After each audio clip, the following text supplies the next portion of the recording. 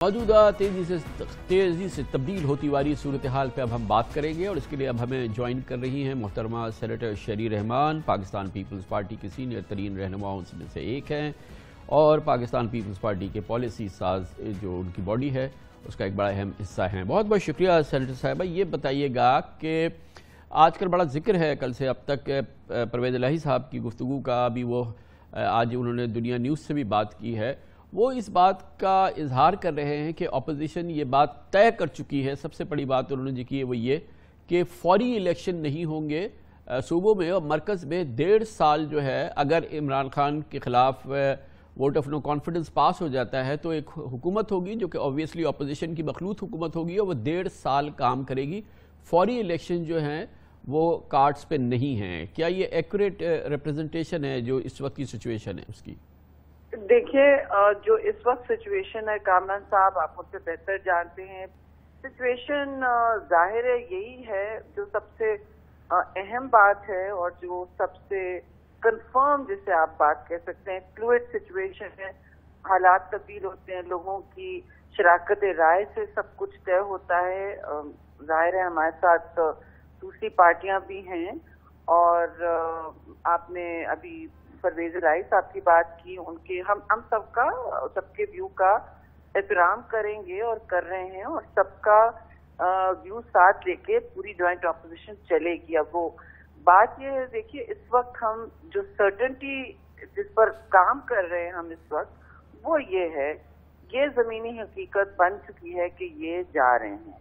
अब इसमें कोई दो राय नहीं। आप जितना टाइम ये निकालने की कोशिश करें जो गैर आईनी और बिल्कुल रूल्स के मुतरादिस है, मैं नहीं समझ सकती ये इतना लंबा कैसे खींच सकते हैं। देखिए, लेकिन हम ये बिल्कुल सही नैरेटिव है अपोजिशन का जो आप फरमा रही हैं, वो अपनी जगह है। लेकिन इसमें देखें कि परवेज़ इलाही साहब ने, आपने खुद भी सुन लिया है, वो बिल्कुल कैटेगोरिकल कह रहे हैं कि उन्हें ऑफर ये है, आसिफ जरदारी साहब गारंटर हैं नवाज शरीफ साहब की जानिब से, नून लीग की जानिब से, कि वो पंजाब के वज़ीर आला हों और वो 1.5 साल, क्योंकि तय ये हो गया है कि हुकूमतें रहेंगी और वो 1.5 साल वज़ीर आला रहेंगे और पाकिस्तान में पूरी हुकूमत जो है वो 1.5 साल रहेगी। ये छोटी बात नहीं है और उसमें जितने वो कैटेगोरिकल बात कर रहे हैं और आसिफ जरदारी साहब को न सिर्फ वो कोट कर रहे हैं बल्कि उनको इसका जमानती करार दे रहे हैं, ये तो इसके लिए तो एक स्पेसिफिक रिस्पॉन्स चाहिए ना।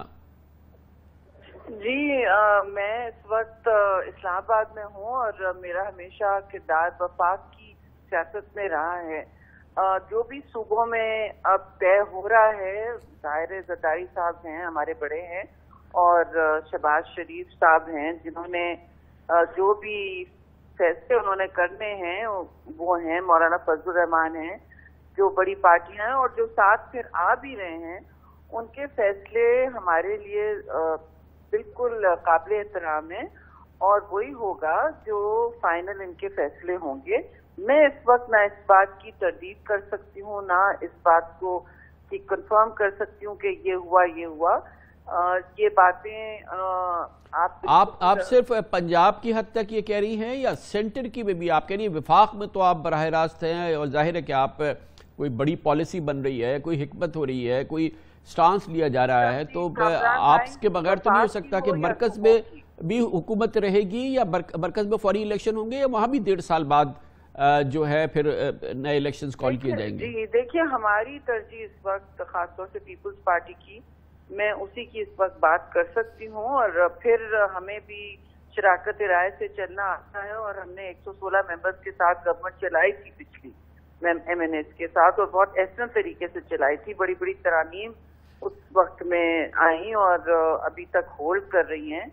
आप ये देख लें कि हम चाहते हैं कि जो ये जिस तरह ये निज़ाम आया है, बहुत ही मुतनाज़ा इलेक्शन और मतलब RO और दूसरे जो उनके आपने सारा निज़ाम देखा था, इलेक्टोरल रिफॉर्म नहीं हुआ, तो हम चाहते हैं कि तेजी से इलेक्टोरल रिफॉर्म हो, सब इसमें मिल बैठ के एक मैच्योर तरीके से जैसे पहले पार्लियामान काम करता था उसी तरह करे और जो हम इलेक्शन की तरामीम लाना चाहते हैं इलेक्शन एक्ट में, वो हम इस मौके में, इस पीरियड में लेके आए और फिर इलेक्शन की जाए। ये पीपल्स पार्टी की कंसिडर्ड اور بہت مستقل پوزیشن رہی ہے کہ ہم ایسے سچویشن میں ہم ہر چیز ہمیشہ جڑوں سے دیکھنا چاہتے ہیں، فاؤنڈیشن کو ٹھیک کرتے چلے جائیں اور سسٹم کو، جمہوری سسٹم کو مستحکم کریں. ایسا نہ ہو کہ پھر ہم جلد بازی کر کے الیکشن کر لیں. اس نظام کے ذریعے تو نہیں ہو سکتا جی، کیونکہ وہ پھر سے ایک متنازع سچویشن بن جائے گی. جی، مگر اس سے پہلے بہرحال یہ ووٹ آف نو کانفیڈنس اور اس کے لیے ایک بڑا ایک مضبوط گروپ چاہیے. اب جیسے کہ آپ کی جو پی ٹی آئی کے الائز ہیں ان سے بات ہو رہی ہے، ایم کیو ایم سے بھی بات ہوئی ہے، انہوں نے بھی بڑا اسپیسیفکلی بتایا کہ جو ان کو لافٹی جو آفرز دی گئی ہیں پیپلز پارٹی کی جانب سے، اس سے آپ فیملیئر ہے کچھ؟ دیکھیے، آفرز بھی جو ہیں وہ فیملیئر ہوں یا نہ ہوں، میرا اس وقت مینڈیٹ نہیں ہے کہ میں آپ کے کسی بھی پروگرام پہ ڈسکس کر سکوں. آفرز اس قسم کے ماحول میں ضرور ہیں، ان کے بھی سب کے مطالبات تو ہوتے ہیں، اور یہ ایک سیاسی مطلب اس سیاست کا ایک حصہ ہے جو آپ بھی مجھ سے بہتر جانتے ہیں، ایک پروسیس میں ہے، ایک عمل کے ذریعے ہے. اور جب یہ جماعتیں، جب بھی دے آر موسٹ ویلکم، جب بھی آئیں گی اپنا اناؤنسمنٹ اور فیصلے کریں گی، تو انشاءاللہ پھر ہم ایک ایسا طریقے سے ایک سیاسی حل نکال کے جو سب کو قابل قبول ہو. ایم کیو ایم کے حوالے سے چلیں گے. ایم کیو ایم کے حوالے سے تو پہلے بھی ہمارے ساتھ حکومت میں یہ اتحادی رہ چکے ہیں، اور سندھ کے لیے شاید بہتری ہوگی کہ سب اپنا مل بیٹھ کے بجائے ایک دوسرے کی ٹانگ کھینچے چلے. اربن سندھ بھی اور سارے سب کے لیے بہتری ہوگی. تو یہ باتیں تو پھر تبھی عیاں ہوں گی کہ کیا کس کو ہم دے سکتے ہیں اور کیا ان کی ڈیمانڈ ہے. وہ اپنی ڈیمانڈ تو ظاہر ہے کچھ ظاہر بھی کر چکے ہیں اور کچھ نہیں. تو ہماری تو ہمیشہ کوشش ہوتی ہے کہ جو بھی الائز ہیں، چاہے ہم فیڈرل گورنمنٹ میں ہوں یا کہیں بھی، آپ نے ریکارڈ دیکھا پیپلز پارٹی کا، ہم سب کو اکوموڈیٹ کرنے کی کوشش کرتے ہیں، کسی کو اپنے سے بڑا نہیں سمجھتے. اور ہمیشہ ایک خاص طور سے جب کوئی بھی اقتدار میں فارمولا بنے یا بیٹھیں تو پھر تو ہم سب کو کنسنسس کے ساتھ لے کے چلتے. پھر میں آپ سے کہوں گی 116 کے ہاؤس میں ہم نے پوری نیشنل سیکیورٹی مطلب فریم ورک بدل دیا. ٹیررزم کے خلاف آج تک چل رہے ہیں آپ کے.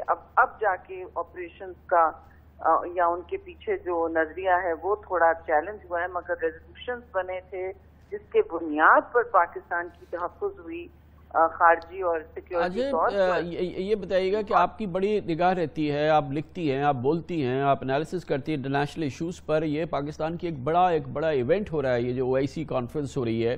48 مسلم ممالک کے فارن منسٹرز یہاں آ رہے ہیں. اسی دوران جو ہے وہ ریکوزیشن کر لیا ہے، اپوزیشن نے جو ہے وہ ریزولوشن موو کیا ہے پرائم منسٹر کے خلاف. کیا یہ ویٹ نہیں کر سکتی تھی کہ یہ ایونٹ گزر جائے اس کے بعد یہ عمل شروع ہو؟ کیونکہ ایک اس قسم کی کشمکش یہ ایونٹ ہو جاتا، اس کے بعد شروع ہوتا، پھر چاہے وہ پرائم منسٹر آؤٹ ہو جاتے. اس کو ڈیفر نہیں کیا جا سکتا تھا؟ یہ کوئی اس کی کوئی آپ نے کی امپورٹنٹ بات خارجہ امور کے حوالے سے ہم ایک بہت بند گلی میں ویسے ہی دھکیل دیے گئے ہیں. کچھ اپنی اس میں فالٹ ہے، قصور ہے، کچھ باہر کے لوگوں کا بھی اس میں بہت بڑا ہاتھ ہے، اور کچھ حالات کا بھی جبر ہے. اس صورتحال میں دیکھیے ہم کوشش کریں گے کہ یہ ایونٹ پر کوئی قدغن نہ آئے، لیکن قدغن ایک سینس میں ہم نے نہیں ڈالی. دیکھیے جب ایک ملک کا سٹنگ پرائم منسٹر اس طرح کی گالم گلوچ پر اتر آئے اور پھر جو انٹرنیشنل اسٹیج پہ بات کریں گے وہ نیشنل اسٹیج پر، میں سمجھتی ہوں اور ہم سب سمجھتے ہیں کہ وہ پھر اپنی ساکھ جو ہے وہاں بیٹھنے کی، پاکستان کے بہاف پہ بات کرنے کی وہ کھو چکے ہیں. ہم پھر بھی کچھ نہیں کریں گے کہ اس دن کوئی دنگا کیا، فساد کیا. ہم اس طرح کے لوگ نہیں ہیں. ہم نے پیپلز پارٹی نے تو مارچ نکالا، 10 دن ایک کمرہ نہیں توڑا، اور نہ ہم نے 126 دن دھرنا دیا. وہ جب آپ کو یاد ہے چائنیز پرائم منسٹر آ رہے تھے تو انہوں نے دھرنا دیا ہوا تھا، وہ پیچھے ہٹے. ہم یہ اس قسم کی حرکت نہیں کرتے جی. ہم پاکستان کا مفاد پہلے رکھنا ہے. یہ اقتدار آنے جانے چیز ہوتی ہے جی. ہم اگر آئیں بھی تو پھر ہمیں ضرور جانا بھی ہوگا ایک دن.